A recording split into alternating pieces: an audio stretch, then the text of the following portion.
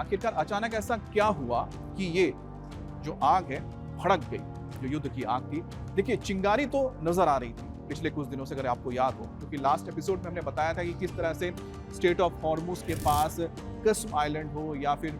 तमाम जो दूसरे आइलैंड्स थे, इसके ऊपर लगातार अमेरिका की ओर से हमले किए जा रहे थे। उनके रडार्स को तबाह किया गया था, उनके मिसाइल लॉन्चर्स को तबाह किया गया था, ड्रोन्स जहां पर रखे जाते थे उनको तबाह कर दिया गया था, और सबसे बड़ी बात है कि मिलिट्री कमांड सेंटर को भी उड़ा दिया गया था। तो उसके बाद एक बार फिर से मिसाइलें दागी गई थी कुवैत के ऊपर, बहरीन के ऊपर ईरान की ओर से, लेकिन नुकसान नहीं हो पाया था। सिर्फ कुवैत में इंटरनेशनल एयरपोर्ट पर एक ड्रोन गिरा था, जिसके चलते एक व्यक्ति की जान गई थी, कई लोग उसमें घायल हो गए थे। तो तभी से लग रहा था कि शायद ये वो वक्त आ गया जब चिंगारी दिख रही है, लेकिन जब ये चिंगारी आग में भड़की वो पिछले 24 घंटे में हुआ। ये जो पूरी डील हो रही थी, इस डील के अंदर दोनों देशों के जो सुरक्षा अलर्ट पहले से ही थे, लेकिन जो दोनों देशों के बीच डील हो रही थी, उस डील में क्या कहा जा रहा था अमेरिका और ईरान के बीच में?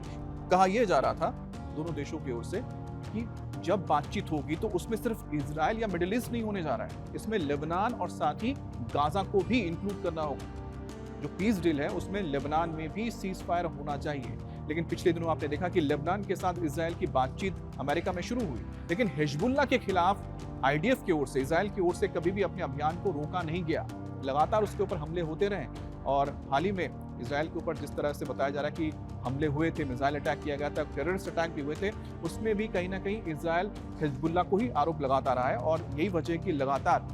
दक्षिणी लेबनान और साथ ही बेरूत का वो हिस्सा जहां पर कि हिजबुल्लाह का गढ़ है, वहां पर हमले लगातार होते रहे हैं। और इसी को लेकर ईरान की ओर से नाराजगी व्यक्त की गई थी कि क्यों लगातार हमले होते जा रहे हैं, क्योंकि उनके पीस डील के हिसाब से हिजबुल्लाह और लेबनान के ऊपर भी हमले बंद होने चाहिए। तो कहीं ना कहीं जो ये बातचीत या फिर डील हो रही थी अमेरिका और ईरान के बीच में, वहीं इजराइल के कुछ मुद्दे थे जो कभी भी इस पे सामने नहीं आए, लेकिन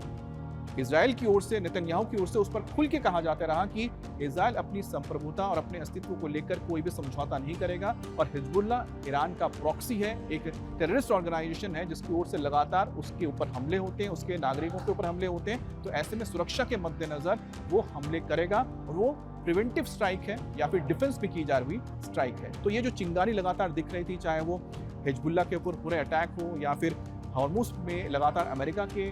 टारगेट्स पे ईरान के तमाम वो मिलिट्री बेसेस रहे हैं जहां से मिसाइलें दागी जाती थी, ड्रोन्स दागे जाते थे, कमांड सेंटर्स को टारगेट किया गया था, तो चिंगारी दिख रही थी जो अचानक अब भड़क गई, क्योंकि ईरान से मदद मांगी गई थी। पिछले 24 घंटे के अंदर या 48 घंटे में जिस तरह से बेरूत और उसके दक्षिणी इलाका, जो कि हिजबुल्लाह का गढ़ है बेरूत में, दाहिया का जो इलाका है, दाहिया जिसे कहते हैं, इस इलाके में बड़ा हमला हुआ था, और हिजबुल्लाह के बड़े बताए जा रहे लीडर्स और उसके एक बड़े सेंटर को उड़ा दिया गया था, जो कमांड सेंटर था, जिसके बाद मदद मांगी गई थी ईरान से। अब आखिरकार ईरान को मदद के लिए आना पड़ा, और ईरान की IRGC की ओर से इजराइल के ऊपर हमले कर दिए गए और मिसाइलें दागी गई। जैसे मैंने बताया कि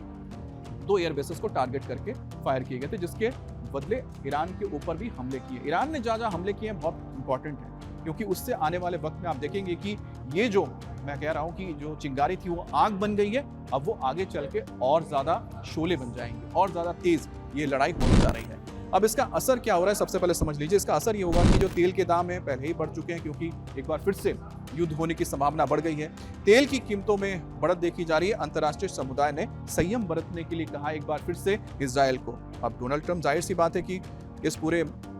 समझौते में वही सर्वे सर्वा है, और उन्होंने एक बड़ी बात कही हाल ही में। उन्होंने कहा कि एक इंटरव्यू के दौरान कहा गया है कि इजराइल को मेरी बात माननी पड़ेगी, मैं जिस तरह से डील कर रहा हूँ, जो मैं डील कर रहा हूँ उसे ही मानना पड़ेगा, क्योंकि I am calling the shots, यानी कि मैं तय कर रहा हूँ कि क्या होगा और डील में क्या चीजें जाएंगे।